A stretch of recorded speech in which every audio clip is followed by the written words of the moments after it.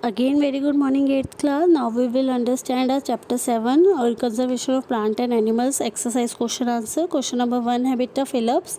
First पे जो है a place where animals are protected in the natural habitat, उसको क्या बोलते हैं? वाइल्ड लाइफ सेंचुरी बोलते हैं, हमने पढ़ा था. Species found only in a particular area, उसको एंडेमिक स्पीसीज बोलते हैं. Migrating birds fly to far away places because of climatic changes. ठीक है. क्वेश्चन नंबर 2 है बेटा, आपको डिफ्रेंशिएट करना है वाइल्ड लाइफ सेंचुरी और बायोस्फीयर रिजर्व के बीच में. वाइल्ड लाइफ सेंचुरी होती है जहाँ पे एनिमल्स जो है उनके नेचुरल हैबिटेट में उनको रखा जाता है, जहाँ पे वो जो है उनको हंटिंग वगैरह नहीं करते हैं, उनको जो है स्ट्रिक्टली प्रोहिबिटेड होती है वहाँ पे. और जो है बायोस्फीयर रिजर्व होता है जो कि एरिया जो कंजर्व होता है, प्रोटेक्ट करता है बायोडाइवर्सिटी को, जो नेचुरल बनता है उसको हम बायोस्फीयर बोलते हैं, जैसे कि माउंटेन्स हो गए, नेशनल पार्क, सेंचुरीज, ये सब. उसके बाद जो है ये हमारी जो है 440 वाइल्ड लाइफ सेंचुरीज है इंडिया में और 15 बायोस्फीयर रिजर्व्स है. ठीक है. जू क्या होता है? जहाँ पे आर्टिफिशियल प्लेस में जो है रहते हैं, और वाइल्ड लाइफ जो है आपको फिर पता है जहाँ पे नेचुरल हैबिटेट में रहते हैं. यहाँ पे जो है जू में जो है पब्लिक व्यू के लिए जो है रखा जाता है, लेकिन जो वाइल्ड लाइफ सेंचुरीज होती है वहाँ पे लार्ज एरिया में होता है, जहाँ पे हंटिंग वगैरह सब कुछ मना होता है. उसके बाद है इंडेंजर्ड स्पीसीज. क्या होती है? जो कि हमारी बहुत कम रह गई हैं, जिनको प्रोटेक्शन की और कंजर्वेशन की ज़रूरत है. और एक्सटिंक्ट स्पीसीज क्या होती है? विच नो मोर, जो कि अब है ही नहीं, जैसे डायनासोर्स जो है अब है ही नहीं, वो हमारी एक्सटेंट है, ख़त्म हो चुकी है. और जो डेंजर में है वो इंडेंजर्ड स्पीसीज है, जैसे टाइगर हो गए, वाइल्ड बफेलो, ये सब. उसके बाद फ्लोरा एंड फोना क्या होता है? फ्लोरा जहाँ पे एरिया में पर्टिकुलर प्लांट्स होते हैं वहाँ पे हम उसको फ्लोरा बोलते हैं. जहाँ पे पर्टिकुलर एरिया में जब पे हमारे एनिमल्स होते हैं उनको फोना बोलते हैं. इसके एग्जांपल्स दिए हुए हैं, आप राइट डाउन करेंगे. उसके बाद डिफॉरेस्टेशन की वजह से हमें इफ़ेक्ट बताना है वाइल्ड एनिमल्स पे क्या इफ़ेक्ट हुआ है. उनका जो है नेचुरल हैबिटेट बिल्कुल डिस्ट्रॉय हो चुका है, वो जो है बहुत मुश्किल से अपनी लाइफ को जो जी रहे हैं और काफ़ी जो है ख़त्म भी होते गए हैं या होते जा रहे हैं. इन्वायरमेंट जो है बिल्कुल ख़राब होता जा रहा है, because CO2 carbon dioxide increase होती जा रही है, जिसकी वजह से ग्लोबल वार्मिंग हो रही है. तो इकोसिस्टम जो है पूरा का पूरा हमारा हिल चुका है. उसके बाद विलेजेस पे, यानी कि जो हमारे गांव वगैरह, उस पर क्या हुआ है? उस पर जो है फ्यूल, फ्रूट्स, फूड एक्सेट्रा जो है क्या हुआ है? डिपेंड ऑन फॉरेस्ट पे ही जो हम डिपेंड करते हैं, वो लोग तो ज़्यादा डिपेंड करते हैं क्योंकि वो तो खेती बाड़ी करते हैं. लेकिन जब फॉरेस्ट वगैरह ही ख़त्म होते जा रहे हैं तो उनका जो है इतना ज़्यादा अनइनहेबिटेड होता जा रहा है कि उनके विलेजर्स की लाइफ भी जो है ख़तरे में आती जा रही है. सिटीज़ को क्या हुआ है?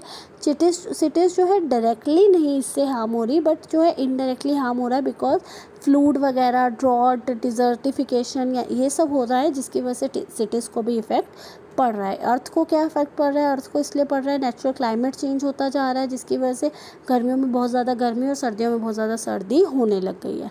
नेक्स्ट जनरेशन पे भी जो है इनडायरेक्टली पूरा प्रभाव पड़ रहा है, बिकॉज कल को इस जनरेशन को जो है कई स्पीसीज़ ऐसी होंगी जो देखने को ही नहीं मिलेगी. जैसे कि हमें जो है कई स्पीसीज़ देखने को नहीं मिली जो हमारे दादा दादी, नाना नानी ने देखी है, बट हमें देखने को नहीं मिल रही. सिमिलरली उनको जो है वो फ्यूल्स वगैरह नहीं मिल पाएंगे जो आज की डेट में हमें मिल रहे हैं, बिकॉज हम लोग उसको ऐसे यूज़ कर रहे हैं कि वो कल को ख़त्म ही हो जाएंगे. प्लस हम लोग जो है हमारे नेचुरल हैबिटेट में जो इतनी अच्छी अच्छी चीज़ें हैं, जैसे कि हमारा नेचुरल जो चीज़ें हैं, जैसे कि हमारी फ्यूल्स हो गए, हमारी पेपर्स हो गए, या फिर हम जो है जो चीज़ें ब्यूटीफुली हमें दे रखी है उनको भी हम इफ़ेक्ट करते जा रहे हैं, जैसे ग्लोबल वार्मिंग हो गई, क्लाइमेट चेंज, तो उनको जो है कहीं ना कहीं नुकसान हो रहा है.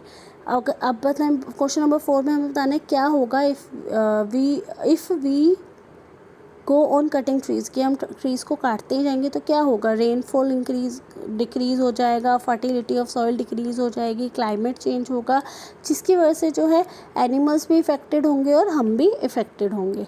सेकेंड है the habitat of an animal is disturb. अगर एनिमल्स का जो है हैबिटेट डिस्टर्ब होगा तो ऑब्वियस सी बात है, जो एनिमल्स का रहना मुश्किल हो जाएगा तो हमारा भी मुश्किल हो जाएगा, बिकॉज हम कहीं ना कहीं एक दूसरे से सारे डिपेंड होते हैं, एक दूसरे पे जुड़े होते हैं. उसके बाद the top most layer of soil is expose. अगर टॉप मोस्ट लेयर जो है सॉइल की एक्सपोज हो जाएगी तो क्या होगा? अगर top most layer wash away हो जाएगी तो क्या होगा? फर्टिलिटी कम हो जाएगी. फर्टिलिटी कम होने की वजह से उसकी जो है कुछ भी अच्छे से उस पर ग्रो नहीं होगा. फ्लड आएगी तो आराम से जो है सारी लेयर जो है उड़ जाएगी, जिसकी जो है बह जाएगी, जिसकी वजह से हमारा जो प्लांटेशन होगा वो बिल्कुल पॉसिबल नहीं होगा और कहीं ना कहीं इससे हम भी इफ़ेक्ट होंगे। अब आपको आंसर देना है why should we conserve biodiversity, को बचाने का क्यों ज़रूरी है, क्योंकि सारे ऑर्गेनिजम्स का जो है बायोडाइवर्सिटी के अंतर्गत रहना बहुत ज़रूरी है, बिकॉज सब एक दूसरे से इंटरकनेक्टेड होते हैं। Protected forest are also not completely safe for wild animals, क्यों, क्योंकि वहाँ पे भी क्या होता है, हंटिंग वगैरह लोग करते हैं, एनिमल्स को मारते हैं, जिसकी वजह से जो है ऐसा होता है।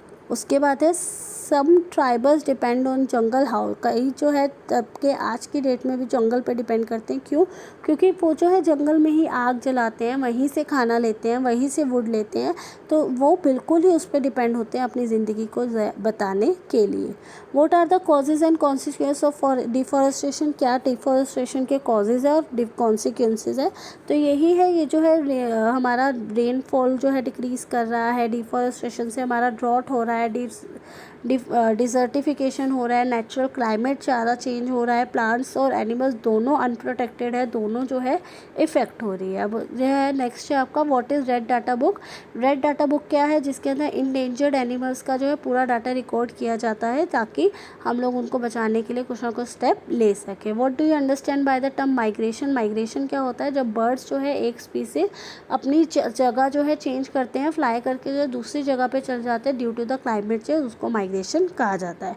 क्वेश्चन नंबर 6 है, in order to meet the ever cleaning demand in factories and for shelter trees and being continually cut, it is justified to cut for discuss and prepare। देखो अब 6 क्वेश्चन में आपसे क्या पूछा गया कि फैक्ट्रीज वगैरह के लिए, शेल्टर्स के लिए ट्रीज़ को कंटिन्यूसली काटा जा रहा है, क्या ये काटना सही है, तो क्या करना चाहिए। तो जो है हमारा डिमांड जो है बढ़ती जा रही है, कंटिन्यूसली कट हो रहा है, ये जो है सही नहीं है, बिकॉज इससे हमारी जनरेशन को, प्लांटेशन, हर चीज़ को जो है इफ़ेक्ट हो रहा है, रिफॉरेस्टेशन हो रहा है। तो इसके लिए हमें क्या करना चाहिए, इसके लिए हमें रिफॉरेस्टेशन करना चाहिए। हमें जो प्लांट्स हम कट कर रहे हैं उसकी जगह पे और प्लांट्स उगाए, या फिर जो प्लांट्स हमारे ख़राब होते जा रहे हैं उनको जो है ठीक करने की कोशिश करनी चाहिए। हमें जो एक लॉन्ग टाइम पीरियड जो अपने प्लांट्स को देना चाहिए, ताकि जो है हम लोग इनको जो है यूज़ कर पाए। सिमिलरली जो हमारे पेपर बनते हैं, पेपर्स को जो है हम लोग रिसाइकल करते जाए, ताकि जो है कम ट्रीज़ कट हो, बिकॉज पेपर्स भी ट्री से ही बन रहे हैं। तो पेपर्स को अगर हम रिसाइकल कर ले, अगर हम उसी को दोबारा से यूज़ कर ले, तो हम हमारे जो है ट्रीज़ कम कटेंगे। नहीं तो अगर न्यू पेपर अगर हम बार बार बनाएंगे तो ऑब्वियस सी बात है ज़्यादा ट्रीज़ कटेंगे, बट एक ही चीज़ को अगर हम दोबारा यूज़ कर लेंगे रिसाइकल करके, तो हमारे पेड़ कम कटेंगे। उसके बाद क्वेश्चन नंबर 7 है, how can you contribute to the maintain of green wealth of your locality, make a list of.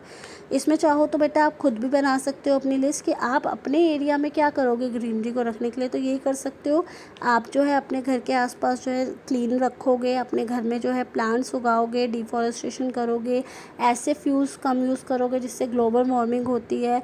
अपने आसपास के बच्चों को और टीचर्स को, अपने आसपास के बच्चों को टीचर्स के साथ मिलकर या पेरेंट्स के साथ मिलकर उनको भी जागरूक करोगे, ताकि उनको भी नॉलेज मिले। प्लस आप लोग स्लोगन्स बना सकते हो, आप लोग जैसे हमारे स्कूल में रैली निकली थी, रैलीज़ निकाल सकते हो, ताकि बाकी लोगों को भी ये चीज़ें समझ आए। क्वेश्चन नंबर 8 है बेटा, explain how deforestation lead to reduce rainfall.